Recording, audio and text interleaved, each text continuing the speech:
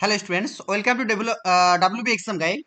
তো আজকে আমরা যেটা আলোচনা করব সিডিপি অর্থাৎ চাইল্ড সাইকোলজির খুবই গুরুত্বপূর্ণ একটা চ্যাপ্টার, মানে প্রথম চ্যাপ্টার তোমরা অন স্ক্রিন দেখতে পাচ্ছ। আজকের আলোচনার টপিক হচ্ছে আমাদের গ্রোথ অ্যান্ড ডেভেলপমেন্ট অর্থাৎ শিশুর বৃদ্ধি এবং বিকাশ। এই চ্যাপ্টারটা কিন্তু আমাদের প্রাইমারি টেট বলো বা আপার প্রাইমারি টেট বলো, প্রত্যেকটা জায়গাতে কিন্তু সিডিপির একটা কোর টপিক।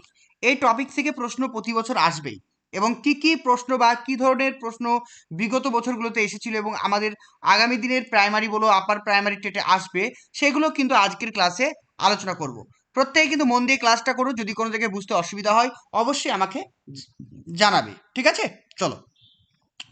তো প্রথমেই আমাদেরকে জানতে হবে কি বৃদ্ধি এবং বিকাশ, অর্থাৎ বৃদ্ধিকে ইংরেজিতে কি বলা হয়? বৃদ্ধিকে ইংরেজিতে বলা হয় গ্রোথ, আর বিকাশকে ইংরেজিতে বলা হয় কি ডেভেলপমেন্ট। তাহলে আমরা এখানে দুটো শব্দ পেলাম, একটাকে পেলাম আমরা গ্রোথ আর একটাকে পেলাম ডেভেলপমেন্ট। তাহলে প্রথমে যেটা আমরা আলোচনা করব সেটা হচ্ছে বৃদ্ধি ও বিকাশ। তাহলে বৃদ্ধি ও বিকাশ নিয়ে আলোচনা করতে গেলে আমাদেরকে প্রথমে যেটা আলোচনা করতে হবে সেটা কি বৃদ্ধি বা গ্রোথ বলতে কি বুঝি আমরা। তাহলে একটা শিশুর বৃদ্ধি বা গ্রোথ বলতে কি বোঝায়? দেখো, বৃদ্ধি হলো দেহের আকার, আয়তন, উচ্চতা, ওজন ইত্যাদির পরিমাণগত পরিবর্তন। ভালো করে মনে রাখবে, এখানে যে একটা টার্ম ব্যবহার করা হয়েছে, খুব ইম্পর্টেন্ট একটা টার্ম, সেটা কি কোয়ান্টিটিভ। তাহলে কি বললাম? কোয়ান্টিটিভ পরিবর্তন। তাহলে একটা শিশুর যখন তার কোয়ান্টিটিভ পরিবর্তন ঘটবে, মানে তার পরিমাণগত পরিবর্তন ঘটবে, সেটাকে আমরা বলবো বৃদ্ধি। অর্থাৎ কি, ধরো একটা শিশুর ওজন ছিল 50 কেজি, মানে একজন ব্যক্তির ওজন ছিল 50 কেজি, 3 মাস পর দেখা গেল তার ওজন হয়ে গেল 60 কেজি। তার মানে কি, তার বৃদ্ধি হয়েছে। অর্থাৎ যখন কোনো ব্যক্তির দেহের আকার, আয়তন, উচ্চতা এবং ওজন, এই সমস্ত জিনিসগুলোর পরিমাণগত পরিবর্তন হবে। মানে কিরকম পরিবর্তন হবে? সেটা হচ্ছে কোয়ান্টিটিভ, যেটাকে আমরা মেজারমেন্ট করতে পারবো, সেটাকে আমরা বলবো বৃদ্ধি। এটি সরাসরি পরিমাপযোগ্য, অর্থাৎ কি বৃদ্ধিকে আমরা কি করতে পারি? পরিমাপ করতে পারি, অর্থাৎ মেজার করতে পারি। তাহলে বৃদ্ধি সরাসরি কিন্তু পরিমাপযোগ্য, বা সেটাকে আমরা সরাসরি পরিমাপ করতে পারবো। যেমন কেজিতে পরিমাপ করতে পারি, সেমিতে পরিমাপ করতে পারি, আমরা ফিটে পরিবর্তন করতে মানে পরিমাপ করতে পারি। পারি তো? 5 ফিট উচ্চতা, 6 ফিট উচ্চতা, তোমার ওজন 10 কেজি, 15 কেজি, এইভাবে কিন্তু আমরা তোমাদেরকে পরিমাপ করতে পারবো। বৃদ্ধি একটি নির্দিষ্ট বয়স পর্যন্ত চলে এবং পরে থেমে যায়। তাহলে কিন্তু বৃদ্ধি মানে জন্ম থেকে মৃত্যু পর্যন্ত হয় না। কি বললাম? বৃদ্ধি কিন্তু জন্ম থেকে মৃত্যু পর্যন্ত চলে না। অর্থাৎ বৃদ্ধি ওই ব্যক্তির ম্যাচুরেশন পর্যন্ত চলে, যখন কোনো একজন ব্যক্তির ম্যাচিউর হয়ে যায়, অর্থাৎ পরিপক্কতা, বা অন্য ভাষায় আমরা বলতে পারি পরিণমন। যখন কোনো একজন ব্যক্তির পরিণমন কমপ্লিট হয়ে যাবে, তার মানে তার বৃদ্ধিটা কমপ্লিট হয়ে গেল। তাহলে বৃদ্ধিটা হচ্ছে একটা নিরবিচ্ছিন্ন প্রক্রিয়া। তাহলে বৃদ্ধিটাও কিন্তু এক ধরনের একটি নিরবিচ্ছিন্ন প্রক্রিয়া, যে এখন বৃদ্ধি হচ্ছে, কালকে বৃদ্ধি হবে না, আবার পরে বৃদ্ধি হবে, এমনটা নয়। বৃদ্ধিটা কিন্তু একটি নিরবিচ্ছিন্ন প্রক্রিয়া, কিন্তু বৃদ্ধিটা জন্ম থেকে মৃত্যু পর্যন্ত কখনোই হবে না। বুঝতে পেরেছ? বৃদ্ধি হচ্ছে বিকাশের একটি অংশ। তাহলে বিকাশটা কি? ধরে নিলাম এই পুরো অংশটা হচ্ছে কি? পুরো অংশটা হচ্ছে আমাদের বিকাশ। এই বিকাশের মধ্যে এই যে নীল কালারের এই অংশটা দেখতে পাচ্ছ, এই অংশটাকে আমরা বলবো বৃদ্ধি। তাই বৃদ্ধিটা কি? বৃদ্ধিটা হচ্ছে বিকাশের একটি অংশ। যেমন উচ্চতা বৃদ্ধি, ওজন বৃদ্ধি, এগুলোকে আমরা সবই বলবো বৃদ্ধি। ঠিক আছে? ক্লিয়ার? চলে আসি আমরা বিকাশের দিকে। এবার আমরা বিকাশ সম্পর্কে জানবো। তাহলে বিকাশ বা ডেভেলপমেন্ট কি? বিকাশ হলো ব্যক্তির সামগ্রিক ও গুণগত পরিবর্তন। তাহলে বিকাশটা কি? বিকাশটা হচ্ছে ব্যক্তির সামগ্রিক। তাহলে বিকাশটা হচ্ছে ব্যক্তির সর্বাঙ্গীন ডেভেলপমেন্ট। আর অবশ্যই এটা হচ্ছে কি কোয়ালিটি পরিবর্তন। খুব ভালো করে মনে রাখবে। এর আগে আমরা যখন বৃদ্ধিটা পড়লাম তখন দেখলাম বৃদ্ধি হচ্ছে পরিমাণগত, কিন্তু বিকাশটা কি? বিকাশটা হচ্ছে কোয়ালিটিভ। শুধু কি কোয়ালিটিভ না, বিকাশ হচ্ছে গুণগত, তার সঙ্গে হচ্ছে পরিমাণগত। ঠিক আছে? দুটোই, বৃদ্ধি গুণগত পরিমাণগত দুটোই, কিন্তু সরি, বিকাশ কিন্তু গুণগত পরিমাণগত দুটোই, কিন্তু বৃদ্ধিটা হচ্ছে শুধুমাত্র পরিমাণগত, আর বিকাশ হচ্ছে একটা সামগ্রিক প্রক্রিয়া। ঠিক আছে? ক্লিয়ার? এটি শারীরিক, মানসিক, সামাজিক, প্রক্ষোভিক দক্ষতার উন্নতিকে বোঝায়। যখন একটা শিশুর শারীরিক, মানসিক, সামাজিক, প্রক্ষোভিক সমস্ত দিকের উন্নতি হবে, তখনই আমরা তাকে বলবো বিকাশ। আর বিকাশ এটি আমৃত্যু পর্যন্ত চলে। মানে ওম কথার অর্থ হচ্ছে মাতৃগর্ভ। অর্থাৎ শিশু যখন মাতৃগর্ভে জন্মায় তখন থেকে তার টোম কথার অর্থ সমাধি, মানে যতক্ষণ না সে মারা যাচ্ছে ততক্ষণ পর্যন্ত কিন্তু তার বিকাশ ডেভেলপ হবে। এটি সরাসরি পরিমাপযোগ্য নয়, এটাকে আমরা পরিমাপ করতে পারি না। আমি কি বলতে পারবো তোমার 10 কেজি বুদ্ধি হয়েছে, তোমার 4 কেজি বুদ্ধি হয়েছে? আমরা সরাসরি কিন্তু এটা পরিমাপ করতে পারবো না, এবং এটা পর্যবেক্ষণ সাপেক্ষ। এই বিকাশ কি, বিকাশ হচ্ছে একটি পর্যবেক্ষণ করতে পারবো, যে তোমার কতটা ডেভেলপ হয়েছে আমি সেটা পর্যবেক্ষণ করতে পারবো, আমি অনুমান করতে পারবো, কিন্তু সেটা কখনো আমি কি করতে পারবো না, পরিমাপ করতে পারবো না। যেমন কথা বলা শেখা, হামাগুড়ি দেওয়া, চিন্তা শক্তির বৃদ্ধি হওয়া, নৈতিক বিকাশ, এগুলো সবই কিন্তু এক একটা ডেভেলপমেন্টের পার্ট। চলো এবার আমরা যেটা আলোচনা করব, বৃদ্ধি এবং বিকাশের কিছু পার্থক্য। দেখো বেসিক কি কি পার্থক্য রয়েছে। তাহলে বৃদ্ধিটা কি, বৃদ্ধিটা হচ্ছে একটা পরিমাণগত পরিবর্তন, বিকাশ হচ্ছে একটি কোয়ালিটি পরিবর্তন। বৃদ্ধি হচ্ছে সবসময় সংকীর্ণ হয়ে থাকে, আর বিকাশ হচ্ছে ব্যাপক অর্থে ব্যবহার করা হয়। বৃদ্ধি একটি নির্দিষ্ট বয়স পর্যন্ত হয়, আর বিকাশ মৃত্যু পর্যন্ত হয়। বৃদ্ধিকে আমরা সরাসরি পরিমাপ করতে পারি, আর বিকাশকে আমরা সরাসরি পরিমাপ করতে পারি না। এটা শারীরিকের আকার, মানে শরীরের আকার আয়তন বেড়ে যাওয়া, আর বিকাশ বলতে মানসিক, সামাজিক, শারীরিক সমস্ত দিকের বিকাশ। বৃদ্ধিটা হচ্ছে যেমন উচ্চতা বেড়ে যাওয়া, ওজন বৃদ্ধি হওয়া, আর বিকাশটা যেমন কথা বলা, চিন্তা করা, আচরণ করা, এগুলো সবই কিন্তু এক একটা ডেভেলপমেন্ট। তাহলে এখান থেকে আমরা একটা বেসিক ধারণা পেয়ে গেলাম কোনটিকে আমরা বৃদ্ধি বলবো আর কোনটিকে আমরা বিকাশ বলবো। তাহলে বৃদ্ধি হচ্ছে কি, একটা মেন পয়েন্ট মনে রাখবো, বৃদ্ধি হচ্ছে বিকাশের একটি অংশ। বৃদ্ধি ছাড়া বিকাশ সম্ভব নয়। যদি কোনো একজন ব্যক্তির বৃদ্ধি না ঘটে সেক্ষেত্রে কিন্তু বিকাশ সম্ভব নয়। তবে বিকাশ শুধুমাত্র বৃদ্ধি নয়, আবার বলছে বিকাশ মানে যে শুধুমাত্র বৃদ্ধি এমনটা নয়। অর্থাৎটা কি, বৃদ্ধি এবং বিকাশ পরস্পরের উপরে নির্ভরশীল। বিকাশ না হলে যেমন বৃদ্ধি ঘটবে না, আবার বৃদ্ধি না ঘটলে ঠিক তেমনি বিকাশ ঘটবে না। যেমন হচ্ছে শারীরিক প্রতিবন্ধকতা থাকলে মানসিক বিকাশ সম্ভব, বুঝা গেল? তাহলে শারীরিক প্রতিবন্ধকতা থাকলেও তার মানসিক বিকাশ সম্ভব, এটা কিন্তু মাথায় রেখো।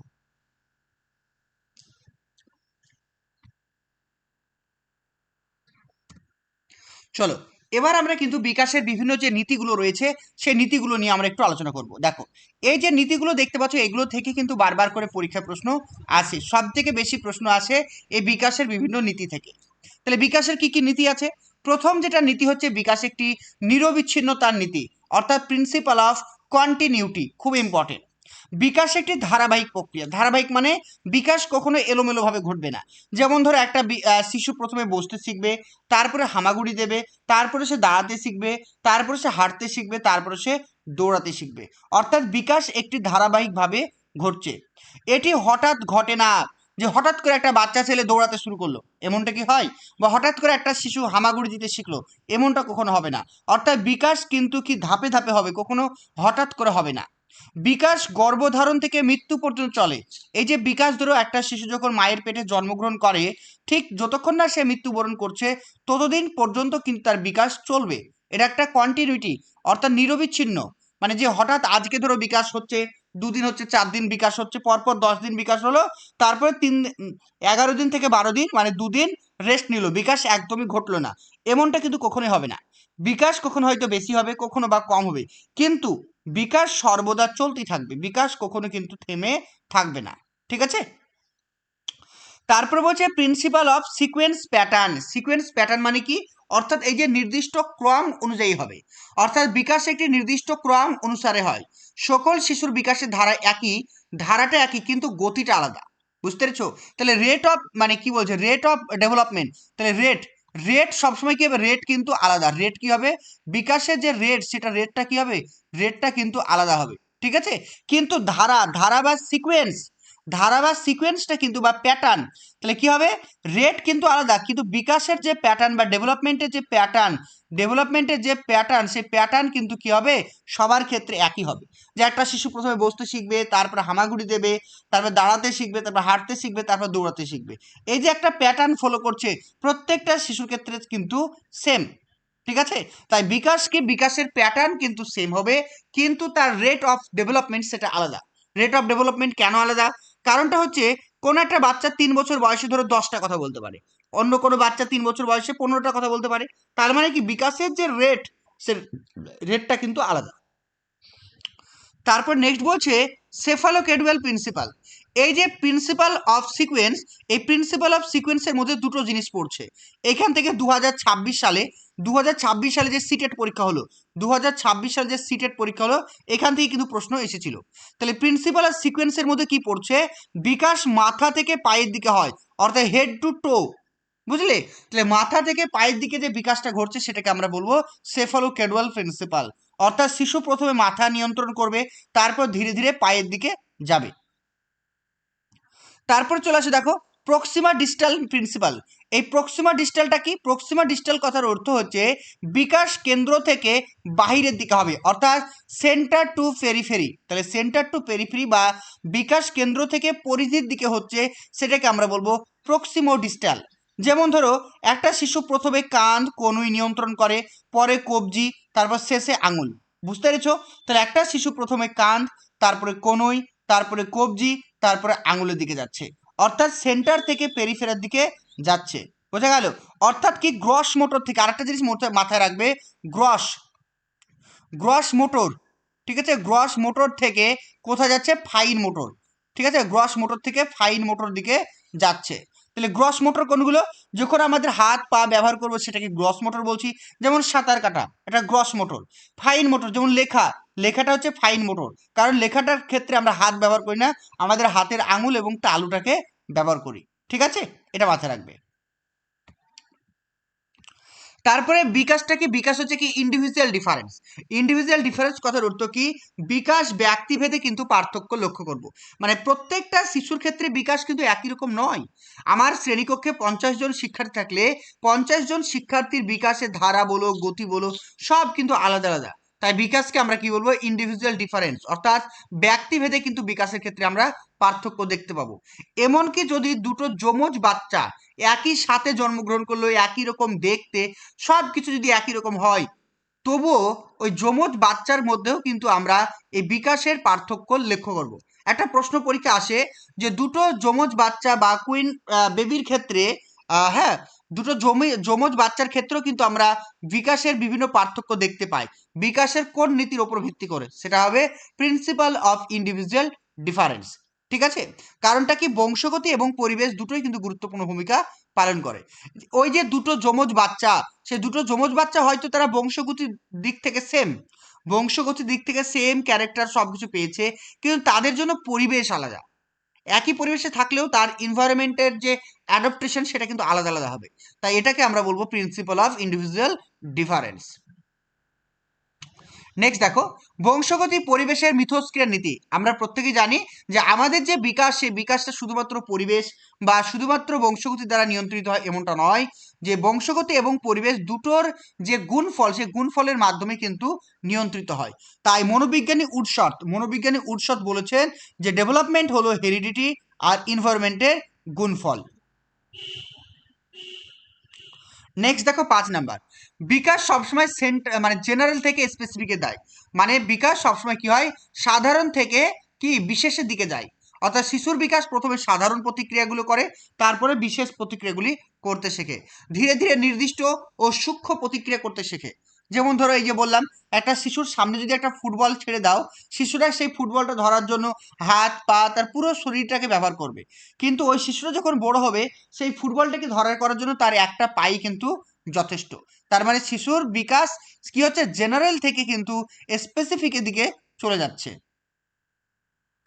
নেক্সট বলছে অসম গতি নীতি, অর্থাৎ আনইভেন রেট বা স্পাইরাল ডেভেলপমেন্ট। এখান থেকে একটা প্রশ্ন আসে যে শিশুর বিকাশ স্পাইরাল মানে রৈখিক, না মানে সরল, মানে লিনিয়ার। আর একটা প্রশ্ন থেকে লিনিয়ার অপশন থাকতে পারে, আর একটা অপশনে থাকতে পারে স্পাইরাল, ঠিক আছে? স্পাইরাল, এই স্পাইরাল টার্মটাও থাকতে পারে। তাহলে শিশুর বিকাশ কি হবে? স্পাইরাল বা রৈখিক। রৈখিক মানে এরকম ব্যাকা টাকা ধরতে পারো, রৈখিক মানে বিকাশ কি হয়? মানে বিভিন্ন দিকে ছড়িয়ে ছিটে হয়। তাহলে বিকাশ সব বয়সে সমান করতে হয় না, আমরা এটা বললাম। তার মানে বিকাশের রেট কিন্তু আলাদা। এটি কিন্তু স্পাইরাল গতিতে হবে। শৈশবে বিকাশ দ্রুত হবে, বাল্যকালে বিকাশ ধীর গতিতে হবে, আবার কৈশোরকালে বিকাশ খুবই দ্রুত হবে। 7 নাম্বার, তাহলে বিকাশটা কি? বিকাশটা হচ্ছে কি ইন্টার রিলেশনশিপ মানে একটা শিশুর একদিকের বিকাশ অন্য দিকের বিকাশকে নিয়ন্ত্রিত করে। মানে শারীরিক বিকাশ, মানসিক বিকাশ, সামাজিক বিকাশ, প্রক্ষোভিক বিকাশ একে অপরের প্রতি নির্ভরশীল। তোমার যদি সামাজিক বিকাশ না ঘটে, তোমার বৌদ্ধিক বিকাশ হবে না, বা তোমার বৌদ্ধিক বিকাশ না ঘটলে সামাজিক বিকাশ হবে না। ঠিক আছে, এরকম ভাবে একটার প্রতি আরেকটা প্রতি নির্ভরশীল। তারপর নেক্সট বলছে দেখো প্রিন্সিপাল অফ প্রেডিক্টিবিলিটি। প্রেডিক্টিবিলিটি মানে হচ্ছে বিকাশকে আমরা অনুমান করতে পারি, বিকাশকে আমরা অনুমান করতে পারি। ধরো কোনো একটা শিশু 3 বছর বয়সে ভালো একদম সুন্দর কথা বলতে পারছে, তার মানে আমরা অনুমান করতে পারি এই শিশু বড় হয়ে অনেক ভালো বক্তা হবে বা অনেক একজন লেখক হবে, আমরা বলতে পারি, অনুমান করতে পারি। তাহলে বিকাশকে আমরা সবসময় কি করতে পারবো, প্রেডিক্ট করতে পারবো, মানে অনুমান করতে পারবো, অর্থাৎ বিকাশের ভবিষ্যৎ সম্পর্কে আমরা বলতে পারবো। দেখো বিভিন্ন প্রশ্ন এই যে যতটুকু পড়ালাম তার উপর ভিত্তি করে বিভিন্ন প্রশ্ন সিটেটে বা আমাদের রাজ্য টেটেও এসেছিল, সেগুলো একটু দেখে নাও।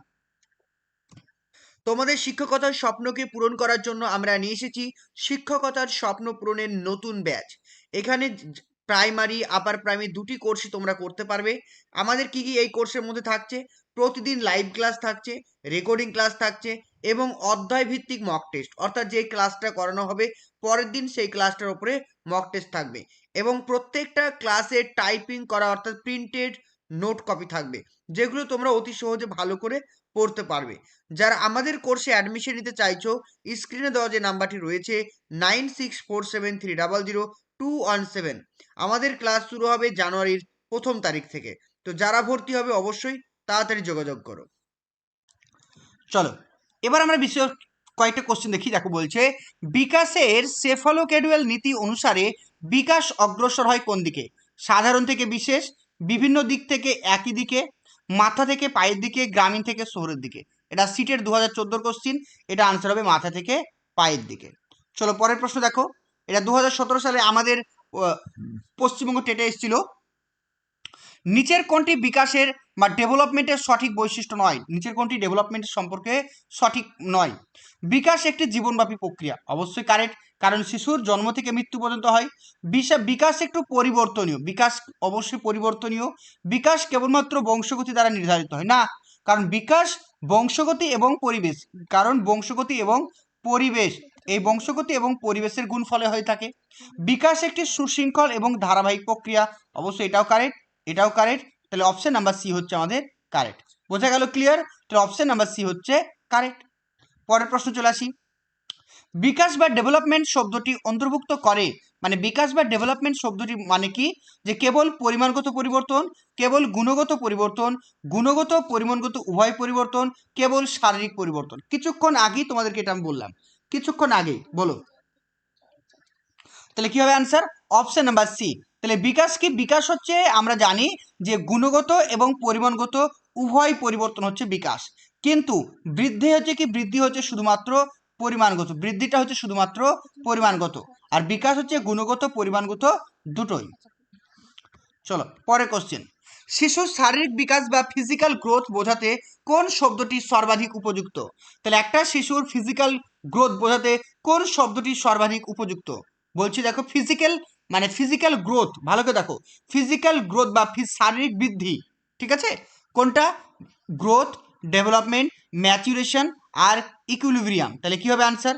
অবশ্যই সঠিক আনসার অপশন নাম্বার এ, বৃদ্ধি। ঠিক আছে, চলো নেক্সট কোশ্চেন দেখো, বলছে প্রক্সিমা ডিস্টাল নীতিটি বিকাশের কোন ক্ষেত্রের সাথে যুক্ত? তাহলে এই যে প্রক্সিমা ডিস্টাল মানে কি, যে বিকাশের মানসিক বিকাশ, ভাষার বিকাশ, শারীরিক ও সঞ্চালনমূলক বিকাশ আর সামাজিক বিকাশ। তাহলে এটা কি হবে?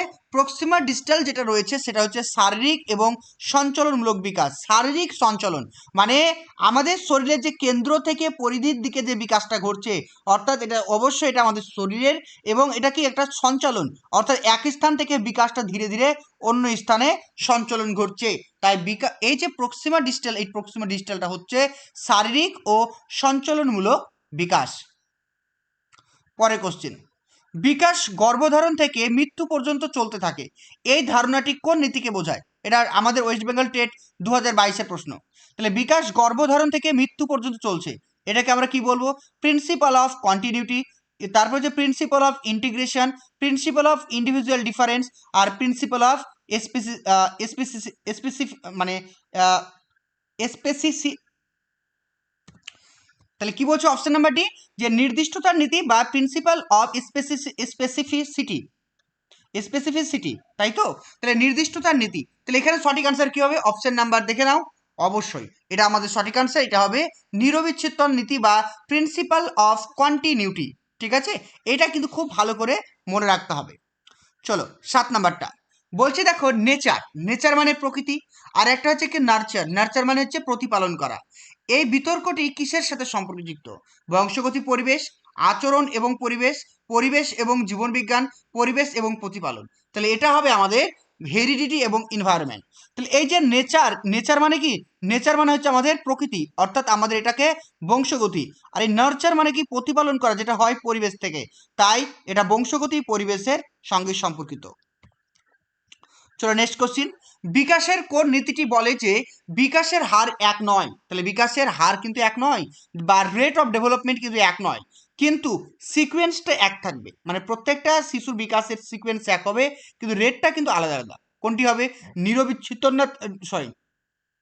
নিরবিচ্ছিন্নতা নীতি। 2 নম্বর বলছে সাধারণ থেকে বিশেষ ব্যক্তিগত পার্থক্যের নীতি।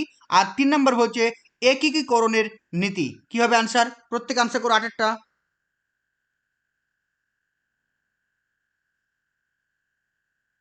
তাহলে কি হবে? এটা হবে আমাদের ব্যক্তিগত পার্থক্যের নীতি। কি হবে আনসার? ব্যক্তিগত পার্থক্যের নীতি। তাহলে বিকাশের যে নীতিটি, মানে বিকাশের হার এক নয়, মানে ধরো রামের বিকাশ একরকম, শ্যামের বিকাশ একরকম, অন্যরকম। তাহলে কি ব্যক্তিগত পার্থক্য আমরা লক্ষ্য করছি। তো অপশন নাম্বার সি হচ্ছে কারেক্ট। বৃদ্ধি, বৃদ্ধি সম্পর্কে কোনটি সঠিক নয়? বলছে বৃদ্ধি সম্পর্কে কোনটি সঠিক নয়। আসাম টেট 2019-এর কোশ্চিন বলছে বৃদ্ধি পরিমাণগত, বৃদ্ধি পরিমাপযোগ্য, বৃদ্ধি জীবনব্যাপী প্রক্রিয়া, আর বৃদ্ধি শারীরিক পরিবর্তনকে বোঝায়। তাহলে বৃদ্ধি হচ্ছে জীবনব্যাপী প্রক্রিয়া, এটা কিন্তু ভুল, এটা কিন্তু এর সঙ্গে যায় না। বাকিগুলো বৃদ্ধির সম্পর্কে সবগুলোই কারেক্ট। পরে কোশ্চিন, একটি শিশু প্রথমে তার পুরো হাত দিয়ে একটি বস্তু ধরলো, তারপরে ধীরে ধীরে সে বুড়ো আঙুল, তর্জনী ব্যবহার করে বস্তুটি ধরতে শেখে। এটি কোন নীতিকে অনুসরণ করে? বলছে cephalocaudal, proximodistal, general to specific, আর কন্টিনিউটি। তাহলে কি হবে আনসার? 10টা আনসার করো, 10টা।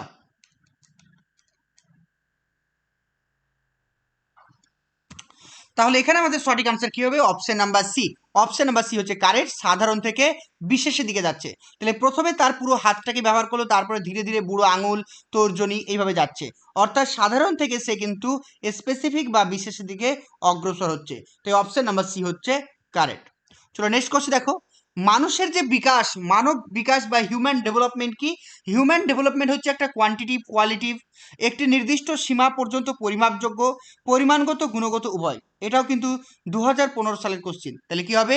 হিউম্যান ডেভেলপমেন্ট হচ্ছে গুণগত পরিমাণগত দুটোই। চলো নেক্সট কোশ্চেন দেখো, শিশুর বিকাশকে প্রভাবিত করে পরিবেশগত কারণ কোনটি নয়? তাহলে নিচের কোনটি শিশুর বিকাশকে প্রভাবিত করে না? পুষ্টি, সংস্কৃতি, জিন, আর শিক্ষার মান। কি হবে আনসার? বলে ফেলো 12টা, প্রত্যেক আনসার করো 12টা। কি হবে? তাহলে কি হবে আনসার? অপশন নাম্বার সি, জিন। কারণ এই যে জিন, এটা হচ্ছে কি বলতো? পরিবেশগত কারণ নয়, এটা হচ্ছে কি? এটা হচ্ছে বংশগতি। কি হচ্ছে? এটা হচ্ছে আমাদের বংশগতিজনিত কারণ, অর্থাৎ জিন। নেক্সট কোশ্চেন, কোনটি বিকাশের নীতি নয়? কোনটি বিকাশের প্রিন্সিপাল বা নীতি নয়? বিকাশ একটি লিনিয়ার, এর আগে কি বললাম? বিকাশ হচ্ছে সবসময় স্পাইরাল হয়। বিকাশ একটি ধারাবাহিক প্রক্রিয়া, বিকাশ সাধারণ থেকে বিশেষের দিকে যায়, বিকাশ আন্তঃসম্পর্কিত, মানে একটার সঙ্গে আর একটা রিলেটেড। তাহলে কি হবে অ্যান্সার? এটা হবে অপশন নাম্বার এ। বিকাশ হচ্ছে রৈখিক নয়, কখনো রৈখিক নয়। এটা 2015 সালে কোশ্চেন। নেক্সট কোশ্চেন দেখো, বিকাশের ক্ষেত্রে বংশগতি পরিবেশ সূত্রটির প্রস্তাব কে দিয়েছেন? স্কিনার, উডশর্ট, পিয়াজেট, আর প্যাভলভ। কি হবে আনসার? 14টা, 14টা আনসার করো, একদম কারেক্ট। তাহলে এখানে আনসার হবে কি? অপশন নাম্বার বি, উডশর্ট, অপশন বি। 15 নাম্বারটা, শিশুর বিকাশের কোন পর্যায়ে সেফালোকডাল, শিশুর বিকাশের কোন পর্যায়ে সেফালোকডাল এবং প্রক্সিমোডিস্টাল নীতি দুটি কার্যকর হয়? Infancy, early childhood, late childhood, এবং সমস্ত পর্যায় জুড়ে। কি হবে অ্যান্সার? 15টা। তাহলে এটা সঠিক আনসার কি হবে? অপশন নাম্বার এ, শৈশবকাল। তাহলে শিশুর যে সেফালোকডাল এবং প্রক্সিমোডিস্টাল, এই দুটো নীতি কিন্তু কার্যকর হয় কোথায়? সেটা হবে ইনফেন্সি, অর্থাৎ শিশুর শৈশবকালে। অপশন নাম্বার এ হচ্ছে কারেক্ট। বিকাশ হলো পরিপক্কতা, অর্থাৎ ম্যাচুরেশন, এবং অভিজ্ঞতা বা এক্সপিরিয়েন্সের মানে ফল, এই উক্তিটি কে দিয়েছেন? মানে বিকাশ পরিপক্কতা এখানে বোঝাচ্ছে বংশগতিকে বোঝাচ্ছে, এটা বলতো বংশগতি। আর এক্সপিরিয়েন্স বলতো এখানে পরিবেশ, অর্থাৎ বংশগতি পরিবেশের ফলাফল। এই কথাটি কে বলেছে? স্কিনার, গেসলে, মুরফি, আর একটা হচ্ছে ক্রোনব্যাক। আনসার করো 16টা। এটা সঠিক আনসার হবে কি অপশন নাম্বার বি, গেসেল। ঠিক আছে, অপশন বি। তোমাদের শিক্ষকতার স্বপ্নকে পূরণ করার জন্য আমরা নিয়ে এসেছি শিক্ষকতার স্বপ্ন পূরণের নতুন ব্যাচ। এখানে প্রাইমারি, আপার প্রাইমারি দুটি কোর্সই তোমরা করতে পারবে। আমাদের কি কি এই কোর্সের মধ্যে থাকছে? প্রতিদিন লাইভ ক্লাস থাকছে, রেকর্ডিং ক্লাস থাকছে, এবং অধ্যায় ভিত্তিক মক টেস্ট, অর্থাৎ যে ক্লাসটা করানো হবে পরের দিন সেই ক্লাসটার উপরে মক টেস্ট থাকবে। এবং প্রত্যেকটা ক্লাসে টাইপিং করা অর্থাৎ প্রিন্টেড নোট কপি থাকবে, যেগুলো তোমরা অতি সহজে ভালো করে পড়তে পারবে। যারা আমাদের কোর্সে অ্যাডমিশন নিতে চাইছো, স্ক্রিনে দেওয়া যে নাম্বারটি রয়েছে 9647300217, আমাদের ক্লাস শুরু হবে জানুয়ারির 1 তারিখ থেকে। তো যারা ভর্তি হবে অবশ্যই তাড়াতাড়ি যোগাযোগ করো।